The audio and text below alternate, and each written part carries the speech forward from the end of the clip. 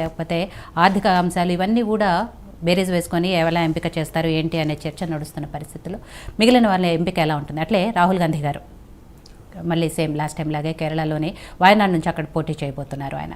But ఈసారి సోనియా గాంధీ గారు కానీ రాహుల్ గాంధీ గారు కానీ ప్రియాంక గాంధీ గారు కానీ ఎవరో ఒకరు తెలంగాణ నుంచి పోటీ చేస్తారనే చర్చలు జోరుగా నడిచాయి. ఇప్పుడు ప్రియాంక గాంధీ గారు అలాగే సోనియా గాంధీ గారిని ఈవెన్ రాహుల్ గాంధీ గారిని కూడా ఇక్కడ నుంచి పోటీ చేయమని నిన్న మొన్న కూడా రేవంత్ రెడ్డి గారు వీళ్ళందరూ అడిగినప్పటికీ కూడా వాళ్ళెంతో కొంత అంటే అయిష్టంగా ప్రకటించినట్లుగా కూడా వార్తలు వస్తున్న పరిస్థితుల్లో ఏంటి ఓవరాల్గా ఎలా ఉంది కాంగ్రెస్ పార్టీకి సంబంధించిన వ్యూహాలు? ముందుగా ఏయోటి ప్రేక్షకులకు నమస్కారం అండి, అదే విధంగా కో ప్యానలిస్టులు మీకు అందరు కూడా నమస్కారం.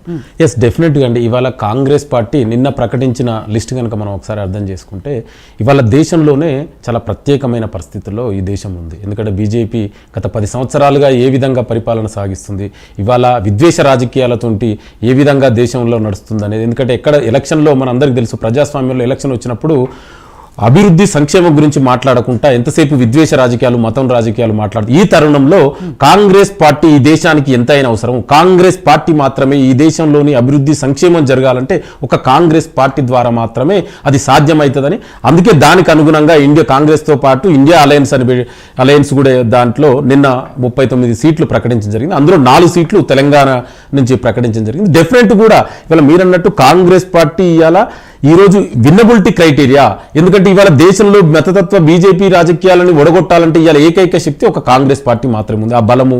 సో అందుకే దానికి అనుగుణంగా ఇవాళ ఎవరైతే విన్నబిలిటీ డెఫినెట్గా విన్నబిలిటీతో పాటు డెఫినెట్ కూడా వివిధ సామాజిక వర్గాలను గుర్తించి వాళ్లకు న్యాయం జరిగే విధంగా డెఫినెట్ కూడా కాంగ్రెస్ పార్టీ ఆ విధంగా ముందుకెళ్తుంది. అందుకే మీరు నిన్న ప్రకటించిన తెలంగాణలో ప్రకటించిన 4 సీట్లలో కూడా ఒక ఎస్టీ, ఇప్పుడు మహబాద్ నుంచి బలరాం నాయక్, అదేవిధంగా జహీరాబాద్ నుంచి సురేష్ శెట్కర్ గారు ఒక బీసీ సామాజిక వర్గం సంబంధించి, అంటే ఏమంటున్నంటే కాంగ్రెస్ పార్టీ డెఫినెట్ కూడా ఒకటి వినబిలిటీ క్రైటీరియా ఉంటే దానితో పాటు సోషల్ జస్టిస్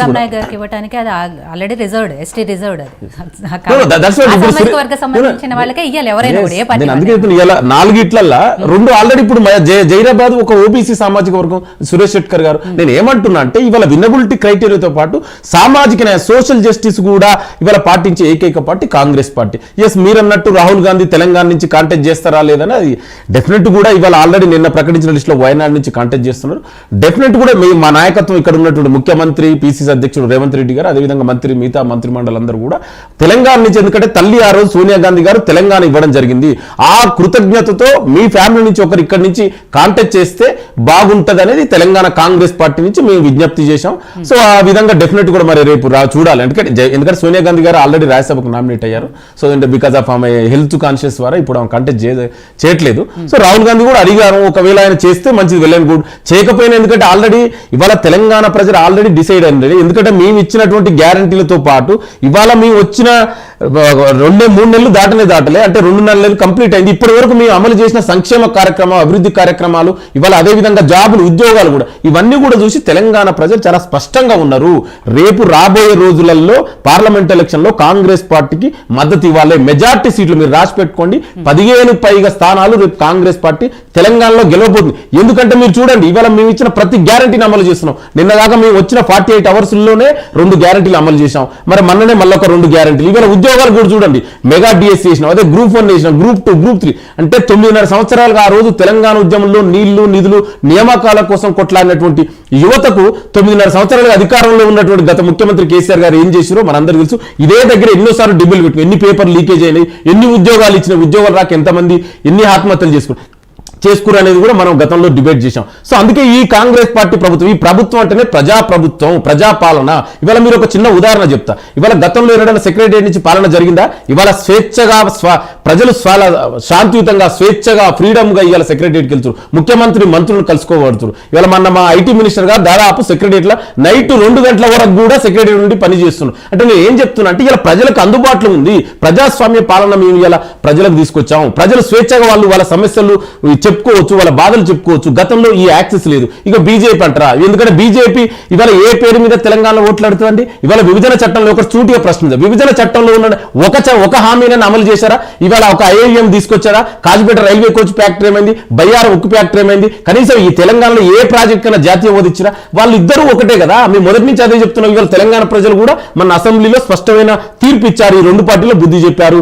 రేపు రాబోయే ఎలక్షన్ లో కూడా, ఎందుకంటే బీజేపీ ఏం చేయలేదు, 9 నెలలు. నేను ఒకటే చెప్తున్నా, తెలంగాణకు నువ్వు కేంద్రంలో అధికారంలో ఉండి ఏమి చేసినో చెప్పాలి. ఇవాళ కేసీఆర్ గారు ఉన్నారు, కేసీఆర్ ను గెలిపిస్తే అసెంబ్లీకే రాలేదు కదా, ప్రతిపక్ష నాయకుడు బాధ్యత ఏంది? కనీసం ప్రతిపక్ష నాయకుడు బాధ్యత ఇవాళ చట్టసభలు ఉన్నాయి ఎందుకు? ఆయన అసెంబ్లీకే రాని వ్యక్తి, మరి రేపు బీజేపీ బీఆర్ఎస్ నాయకులు గెలిపిస్తే వీళ్ళు మళ్ళీ పార్లమెంట్కి పోతారని గ్యారెంటీ ఏంది?